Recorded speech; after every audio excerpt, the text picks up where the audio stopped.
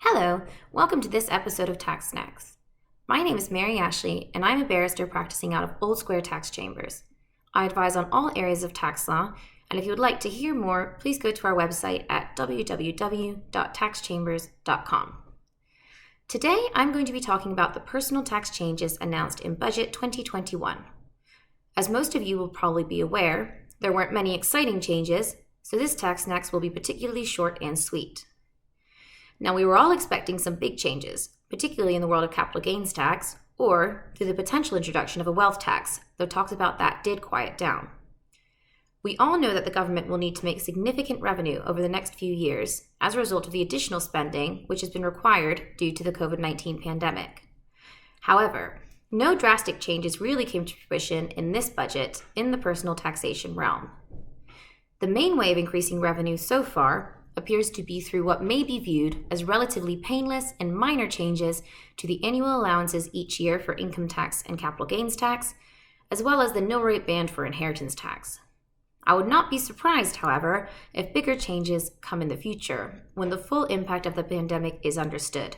So watch this space more generally, but at least for now we can all breathe. So if we first look at income tax, as mentioned, the key change is that the personal allowance and basic rate limit will be frozen at the 2021 to 2022 levels up to and including the 2025 to 2026 tax year. In number terms, this means that the personal allowance is £12,570, the basic rate limit is £37,700, and the higher rate threshold is £50,270, and it will stay this way for some time. From the 2026 to 2027 tax year onwards, the existing legislation will ensure that the personal allowance and basic rate limit are then indexed with the Consumer Price Index. It is also worth noting at this juncture that the pension lifetime allowance will also be frozen until April 2026. In addition to this, there were some minor income tax changes. I think the main one worth noting is the extension of the income tax exemption and NIC's disregard for COVID-19 tests provided by employers and for employer reimbursed expenses covering the cost of home office equipment to the 2021-2022 tax year. Moving on then to capital gains tax. As with income tax, the annual exempt amount will be frozen at the 2021 to 2022 level up until and including the 2025 to 2026 tax year. For individuals, the annual exempt amount will be £12,300, and it will be £6,150 for most trustees.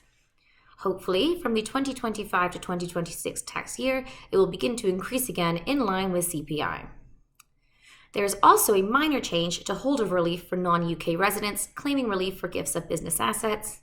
An anti-avoidance measure has been clarified to ensure that holdover relief does not apply where a non-UK resident gifts assets to a company which they control. In addition, the social investment tax relief will be extended to April 2023.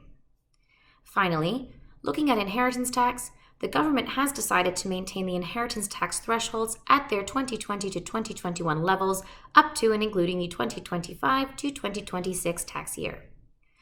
This measure will maintain the nil rate band at £325,000, the residence nil rate band at £175,000, and the residence nil rate band taper will start at £2 million. Thank you all for listening. If you'd like further information or advice, then please contact us via our Chamber's website or in the comments below. Also, do not forget to subscribe so that you can be notified every time there is a new episode of Tax Snax. Thank you so much for listening.